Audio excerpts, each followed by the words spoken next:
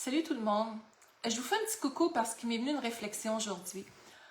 Mon titre, papier journal ou bûche de bois. Où est-ce que je m'en vais avec ça? Alors, faites un parallèle.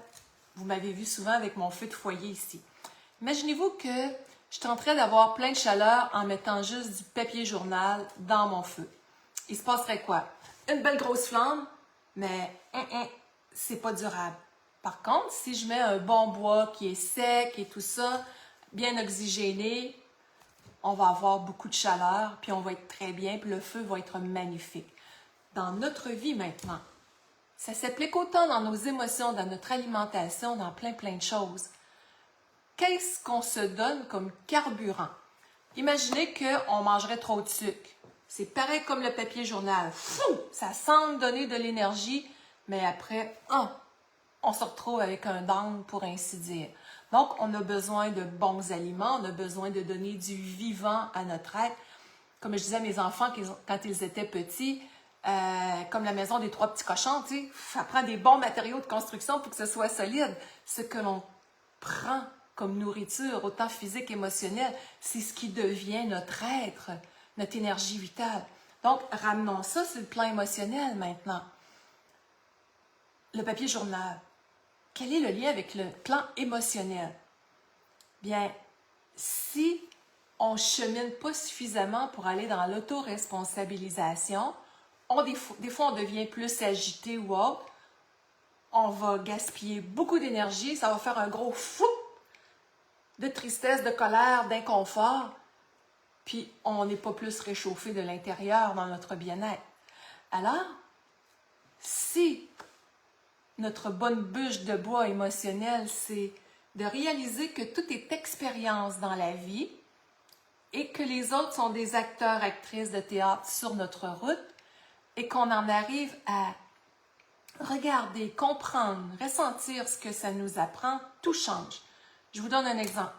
Vous arrivez dans une situation inconfortable avec quelqu'un. On peut mettre la faute sur l'autre, on peut enflammer le papier journal. Ça va donner une chaleur qui ne durera pas longtemps et qui va être négative. Mais si on est là à réaliser que qu'est-ce qui va ressortir de meilleur là-dedans? Des fois, ça se peut qu'on ne trouve pas l'issue pour quelques heures ou quelques jours, des fois. Mais si on garde dans notre présence intérieure, je ne sais pas comment, mais il y a quelque chose de beau et de grand. Je viens de le vivre il y a quelques jours dans une situation. Et c'était vraiment lourd, là, mais vraiment lourd. Et j'ai gardé cette attitude d'amour, de bienveillance dans la situation pour les gens qui cherchaient une solution et qu'on ne trouvait pas. Et c'est grandiose ce qui est ressorti de là. Et je ne sais pas pour vous autres, mais tu sais, chauffer notre poêle intérieur avec l'amour, la douceur, la bienveillance, on a un feu et une chaleur durable. De là mon titre. Puis, je ne sais pas pour vous autres actuellement, mais moi, je sens une grande expansion de conscience, personnelle encore plus. Je sens vraiment qu'il y a quelque chose qui se passe dans l'énergie, on va l'appeler comme ça, et plusieurs le ressentent. On est invité à ramener notre perception de vie, de soi, à quelque chose de plus grand, à quelque chose de source qui nous dégage de l'ego, et qui nous amène à connecter entre nous avec un espace de paix, un espace d'ouverture où est-ce qu'on n'a plus de temps à perdre avec les guerres de point de vue. Oui, on est sur le plan terrestre, on a besoin d'arrimer des choses, prendre des décisions, puis c'est pas tout le temps évident. Mais il faut changer de niveau. On ne peut pas régler quelque chose de difficile avec le même niveau de conscience qu'il l'aurait engendré, si on veut. Alors, merci de me mettre un bonjour, un petit pouce, de quelle ville que vous êtes, d'interagir quand je vous parle comme ça. C'est plaisant de vous sentir présent. Qu'est-ce que ça fait émerger en dedans de vous? Alors, merci de commenter, de partager. C'est comme ça qu'on peut aider le plus grand nombre de gens. Donc, cette expansion de champ de conscience-là, moi, comment je la vis actuellement, on porte tous quelque chose de grand. Mais je suis en train de contacter, puis peut-être vous autres aussi, une profondeur chez moi qui est plus grande que jamais. Je suis en train de contacter, l'image qui me vient, c'est mon chemin de vie des 60 dernières années. Et tout ce que j'ai été capable de dépasser, de réaliser, puis d'en être fière. Puis de voir les expériences plus difficiles comme des expériences, que je garde l'apprentissage, je relâche les émotions, puis il y a beaucoup de choses de faites là-dessus. Et quand il arrive quelque chose d'émotionnel plus difficile, je me donne le droit de le pleurer. Moi aussi, je pleure comme tout le monde. Je me donne le droit pendant quelques instants, des fois, d'être fâchée, puis peut-être des fois pendant quelques minutes, mais ça ne durera pas. Je vais le nommer, puis ça se peut des fois que ça dure quelques heures, des fois peut-être 24 heures. Mais je ne perds jamais de vue ce que je porte de grand. Puis qu'est-ce qui va ressortir de grand de ça? Puis ça m'apprend aussi à mettre mes limites, ce que je ne faisais pas avant. À être fière de le faire. À dire non, ça me convient pas. Ça me pompe de l'énergie. C'est pas ça, aucunement ça que je veux. Et d'être claire avec moi-même.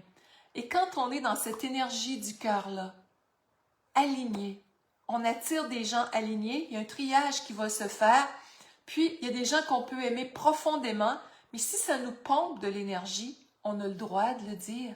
Je suis pas bien dans ça. Puis s'éloigner un peu. Déléguer aux besoins aussi, quand il le faut. Donc, moi, c'est quelque chose, j'ai eu longtemps de la difficulté à faire dans ma vie. Et quand on parle d'expansion du champ de conscience, bien, ça m'arrive des moments, des fois, là, je suis tellement concentrée dans ce qui me nourrit que je vais avoir l'impression, je vais le dire comme ça, de sortir du temps. Comme si je fais un avec la vie. Donc, c'est cette sensation d'expansion lumineuse qui est à l'intérieur de soi. Où est-ce qu'on se détache? On n'est pas innocent puis on voit ce qui se passe dans le monde. Mais on se détache de l'emprise du négatif pour faire notre chemin tout en lumière et contribuer à un monde meilleur en commençant par le respect de soi.